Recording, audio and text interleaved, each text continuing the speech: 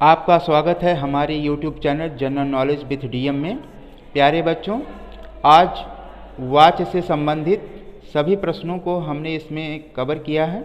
आप इस वीडियो को ध्यान से देखें और इस वीडियो को लाइक करें, शेयर करें तथा हमारे चैनल को सब्सक्राइब करें। इससे पहले हमारे द्वारा जो भी वीडियो अपलोड की गई, आपने उसमें अपना प्यार और स्नेह दिया, इसके लिए आप सभी को बहुत बहुत धन्यवाद। इसी प्रकार अपना स्नेह और प्यार बनाए रखें। तो चलिए शुरू करते हैं आज के प्रश्नों को। तो आज का टॉपिक है वॉच। बहुत से बच्चों ने इसकी मांग की थी कि सर वॉच पर वीडियो बना दीजिए, तो हमने वॉच पर वीडियो बनाया है। हमने पूरी कोशिश की है इसमें वॉच को समझाने की। आप इसको देखें और इसको समझें और आपको कैसा लगा इसके बारे में कमेंट ज़रूर करिएगा। चलिए शुरू करते हैं। वॉच, तो वॉच को इंग्लिश में वॉइस भी कहते हैं। प्यारे बच्चों, क्रिया के जिस रूप से यह पता चले कि उसे चलाने वाला कर्ता है, कर्म है या फिर भाव, तो उसे वॉच कहते हैं। दूसरे शब्दों में अगर हम बात करें तो क्रिया के जिस रूप से पता चले कि वह वाक्य में कर्ता, कर्म या भाव में से किसके अनुसार प्रयोग की गई है, वाच्य कहलाता है।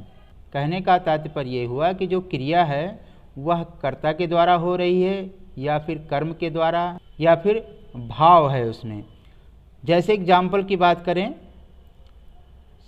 साहिल किताब बेच रहा था, पौधे लगाए जा रहे हैं, हमसे यहाँ नहीं बैठा जाता। अब इसमें देखिए, जो पहला सेंटेंस है इसमें जो बेच रहा था ये क्रिया है बेटा, और ये क्रिया जो है साहिल के द्वारा हो रहा है, जो कि साहिल एक क्या है, कर्ता है। साहिल क्या है, कर्ता है। दूसरे वाक्य में देख लेते हैं कि पौधे लगाए जा रहे हैं। अब देखिए यहाँ लगाना जो है, लगाए जा रहे हैं जो यहाँ पर लिखा हुआ ये क्रिया है बेटा। यहाँ पर पौधे जो हैं ये कर्म है, इसके अनुसार यहाँ पर क्रिया हो रही है कि लिखा है पौधे लगाए जा रहे हैं। तीसरे सेंटेंस में हमसे यहाँ नहीं बैठा जाता। प्यारे बच्चों, इसमें देखिए ना तो कर्ता है और ना ही कर्म है, यहाँ पर जो है भाव जो है वो प्रधान है। ये जो तीसरा वाला सेंटेंस है इसमें जो क्रिया हो रही है वो भाव के अनुसार हो रही है। ठीक है, जैसे कि हम लोग कभी कभी कहते हैं कि हमसे चला नहीं जाता, हमसे बैठा नहीं जाता, हमसे खड़ा हुआ नहीं जाता। ये सारे जो सेंटेंस होते हैं इसमें जितनी भी क्रियाएं होती हैं बेटा वो सब भाव के अनुसार होती हैं। तो चलिए आगे देखते हैं। वाच्य के भेद, काइंड्स ऑफ वॉइस। वाच्य के 3 भेद होते हैं बेटा। पहला है इसमें कृतवाच्य, दूसरा कर्मवाच्य, तीसरा भाववाच्य। कृतवाच्य को एक्टिव वॉइस कहते हैं, कर्मवाच्य को पैसिव वॉइस कहते हैं और भाववाच्य को इम्पर्सनल वॉइस कहते हैं। तो चलिए आगे देखते हैं, फिर इसके बारे में एक एक करके हम समझ लेते हैं। कृतवाच्य क्या होता है, जिसको हम एक्टिव वॉइस इंग्लिश में बोलते हैं। इस प्रकार के वाक्य में क्रिया को करने वाला कर्ता प्रधान होता है और क्रिया उसी के अनुसार चलती है। कहने का तात्पर्य हो बेटा कि कृतवाच्य में जो भी सेंटेंस बनता है उसमें जो क्रिया होती है वो कर्ता अर्थात सब्जेक्ट के अनुसार होती है। यही कर्ता इसमें जो होता है वो प्रधान होता है। प्रधान का मतलब मेन होता है, मुख्य होता है। जैसे एग्जाम्पल में दिया गया है, मोहन सो रहा है, राधा किताब पढ़ रही है, बच्चे ने दूध पी लिया है। अब यहाँ पर देखिए बेटा, मोहन यहाँ पर क्या है, ये सब्जेक्ट है अर्थात कर्ता है, और यहाँ क्रिया क्या है, सो रहा है अर्थात सोना। तो मोहन सो रहा है, तो मोहन इसमें कर्ता है और क्रिया सो रहा है। राधा किताब पढ़ रही है, तो राधा इसमें सब्जेक्ट है और क्रिया पढ़ रही है। इसमें राधा जो है मेन है, यही इसमें कर्ता है। नेक्स्ट सेंटेंस में बच्चे ने दूध पी लिया है। अब यहाँ बच्चे जो लिखा हुआ बेटा, ये आपका बच्चे जो है ये आपका कर्ता है और कर्ता के द्वारा जो काम हो रहा है वो पीने का हो रहा है अर्थात पी लिया है लिखा है। तो ये पी लिया जो है आपका क्या है, क्रिया है। बच्चे के द्वारा जो क्रिया हो रही है वो पीने का हो रहा है।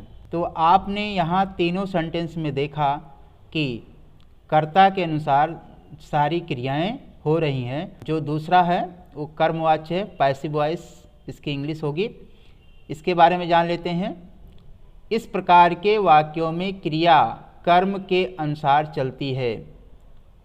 प्यारे बच्चों, इस प्रकार के वाक्यों में क्रिया जो होती है वो कर्म के अनुसार चलती है। जैसे एग्जाम्पल में दिया है, मेरे द्वारा पुस्तक पढ़ी जाती है, माता जी द्वारा पत्र लिखा गया।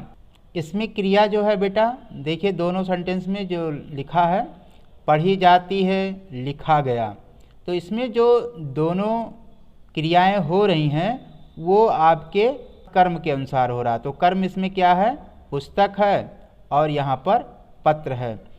तो यहाँ पर देखिए कि इस सेंटेंस में जो भी काम हो रहा है वो कर्म के अनुसार हो रहा है। अच्छा, इस प्रकार के सेंटेंसों की जो पहचान होती है उसमें लिखा होता है के द्वारा या फिर द्वारा लिखा होता है। कर्म ही कर्मवाच्य में प्रधान होता है।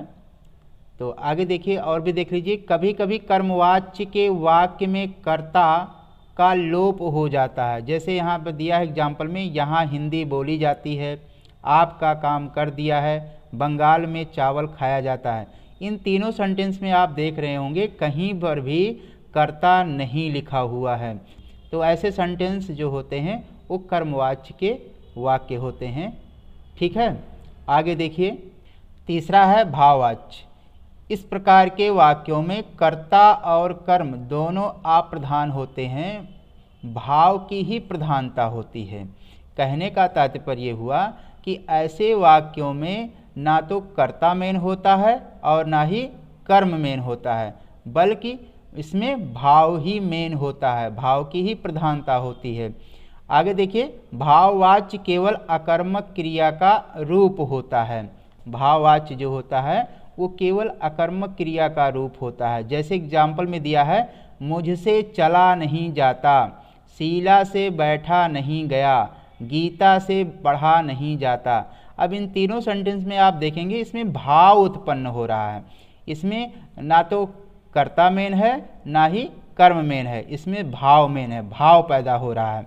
आगे देख लीजिए, यहाँ नीचे नोट लिखा हुआ, भाववाच्य में क्रिया हमेशा एक वचन, पुल्लिंग, अन्य पुरुष में होती है।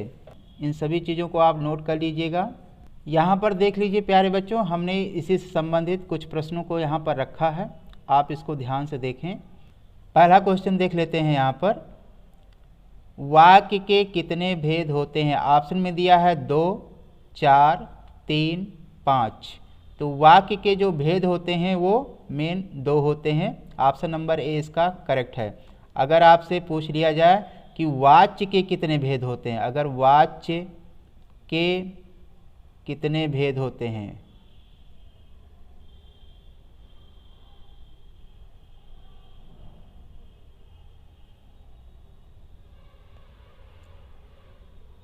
वाच्य के कितने भेद होते हैं, तो इसका जो आंसर होगा बेटा वो 3 होगा। कितना होगा? 3 होगा। वो 3 कौन कौन से हैं? तो अभी अभी हमने शुरुआत में पढ़ाया था। पहला था आपका कृतवाच्य, इसके बाद कर्मवाच्य, इसके बाद भाववाच्य। नेक्स्ट क्वेश्चन देख लीजिए, कृतवाच्य में क्या प्रधान होता? ऑप्शन दिया है कर्ता, कर्म, क्रिया, कारक। तो बेटा कृतवाच्य में कर्ता प्रधान होता है। ऑप्शन नंबर ए इसका करेक्ट है। नेक्स्ट क्वेश्चन देख लीजिए, भाववाच्य में क्या प्रधान होता है? ऑप्शन में दिया है कारक, क्रिया, लिंग, भाव। भाववाच्य में जो प्रधान होता है बेटा वो आपका भाव होता है। ऑप्शन नंबर डी इसका करेक्ट है। नेक्स्ट क्वेश्चन देख लीजिए, रवि पत्र लिख रहा है, इस वाक्य में कौन सा वाच्य होगा? ऑप्शन में दिया है कृतवाच्य, कर्मवाच्य, भाववाच्य या फिर अन्य। तो रवि पत्र लिख रहा है। अब देखिए इसमें रवि जो है मेन है, प्रधान है, तो ऐसे में आपका ऑप्शन नंबर ए करेक्ट होगा, कृतवाच्य। नेक्स्ट क्वेश्चन, मेरे द्वारा सड़क बनवाई गई, इस वाक्य में कौन सा वाच्य होगा? ऑप्शन में दिया है कृतवाच्य, कर्मवाच्य, भाववाच्य या फिर अन्य। तो इसमें जब आपको बताया था हमने कि अगर सेंटेंस में के द्वारा मिले तो आप जान लीजिए कि वो आपका क्या होगा? कर्मवाच्य होगा। तो इसका ऑप्शन नंबर बी करेक्ट होगा, कर्मवाच्य। मुझसे खड़ा नहीं हुआ जाता, वाक्य में कौन सा वाच्य होगा? ऑप्शन में दिया गया है कृतवाच्य, कर्मवाच्य, भाववाच्य या अन्य। तो मुझसे खड़ा नहीं हुआ जाता, देखिए इसमें इस सेंटेंस को पढ़ने से भाव उत्पन्न हो रहा है। तो ऐसे में हमको पता हो जाना चाहिए कि इसका आंसर क्या होगा। तो इसका आंसर जो होगा वो option number C, option number C इसका करेक्ट है, भाववाच्य। नेक्स्ट क्वेश्चन, कर्मवाच्य में क्रिया किसके अनुसार होती है? ऑप्शन में दिया है कर्ता के अनुसार, कर्म के अनुसार, भाव के अनुसार, किसी के अनुसार नहीं। तो कर्मवाच्य में जो क्रिया होती है वो कर्म के अनुसार ही होती है। तो इसका option number B, option number B इसका करेक्ट होगा, कर्म के अनुसार। नेक्स्ट क्वेश्चन, लड़के ने पत्र लिखा, इस वाक्य को कर्मवाच्य में बदलने पर क्या बनेगा? ऑप्शन में दिया है लड़के ने पत्र लिख दिया है, पत्र लड़के द्वारा लिखा गया है, लड़के द्वारा पत्र लिखा गया, और डी है इसका लड़का पत्र लिखता है। तो इस क्वेश्चन का जो आंसर सही होगा वो ऑप्शन नंबर सी इसका सही होगा, ऑप्शन नंबर सी, लड़के द्वारा पत्र लिखा गया। नेक्स्ट क्वेश्चन, मैं बैठ नहीं सकता, इस वाक्य को भाववाच्य में बदलने पर क्या बनेगा? ऑप्शन में दिया है मैं बैठ नहीं पाता, मुझसे बैठा नहीं जाता, मुझे बैठना नहीं आता, मुझसे बैठा जाता है।